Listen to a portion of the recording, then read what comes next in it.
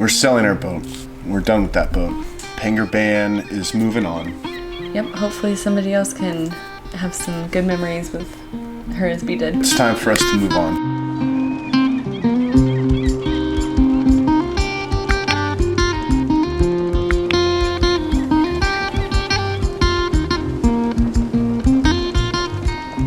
It was the first boat that we walked into, and we immediately loved it. I had no question. I didn't know what to ask about a sailboat. I just walked in and was like, oh, this is great. I didn't ask about any of the rigging, didn't ask about hardly the engine, nothing about chain plates or halyards or any of that stuff. Nothing about the bottom, through holes, when it was repainted or hauled out or any of that stuff. You know, we got really lucky.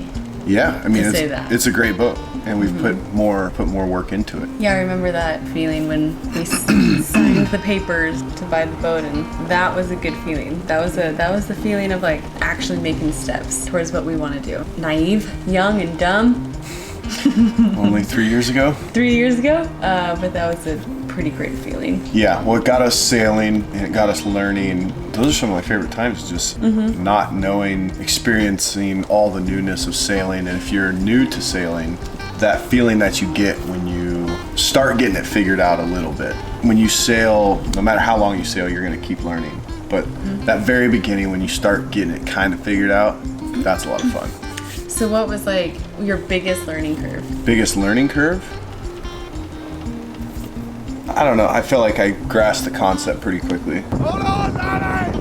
Hold on! The biggest learning curve was just getting more comfortable in heavier winds. That's the biggest Yeah. learning curve, you know, and knowing what that boat could handle, which you're going to have that on any boat. You have to get it out in different conditions and different winds and all that stuff to start getting a feel and get confident in what that boat can do. That was my biggest learning curve, I think. What was your best memory? Probably the first time we took it out and anchored. It was a Father's Day weekend. Just any time that we can kind of get off grid. I think that was one of my favorite memories because one, it was the first time, and two, we kind of encompassed everything. So we went hiking, or we went for a run that day. We had a fire on the beach. We cooked amazing fish tacos. We got a little tuned up for the first time there. It was just really fun. We just were able to like let loose a little bit and enjoy it. And then the following day, we weren't feeling very good, and that was probably one of the first heaviest wind that we've ever been in and experienced in. So got a little weather helm and didn't know what that felt like. It was gusty.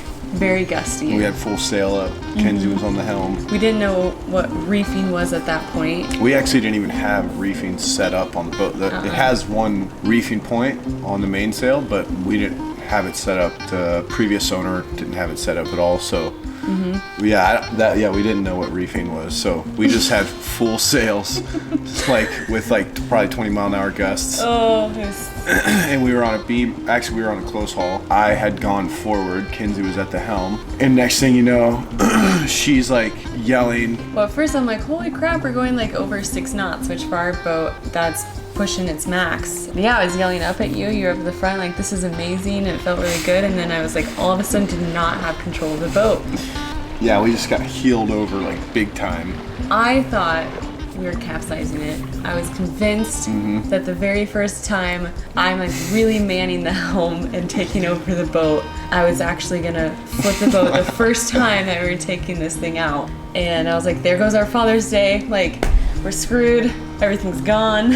And if you've ever experienced like weather helm or anything like that, it's not an awesome feeling, but if you've never also been on a sailboat and had it heel over big time and you're not used to it, then you don't really know what that feels like, and it feels very unnatural if you're used to just being on motorboats that are always flat. So this thing gets heeled over, you know, the cockpit's like this, the water's right there. The sails are all of a sudden, in the water. You know, some of your rudder's out of the water, so that's where you get that weather helm, and now the steering's all loose, so you don't have any control over it. The boat will naturally round itself up, but we didn't know that. I didn't know that. We were basically rounding up. You're looking straight down at the water, and all I could visualize was all of that water just our companionway was completely open, and I just pictured all of that water filling up inside the boat and just like, either capsizing it or sinking it. And we were in the middle of the lake. And our lake is huge. It's a big lake. It's huge. It's not a dinky little lake. Actually, I still to have this PTSD day, over yeah. it. I still do. To this day, Kinsey can't get on the helm without,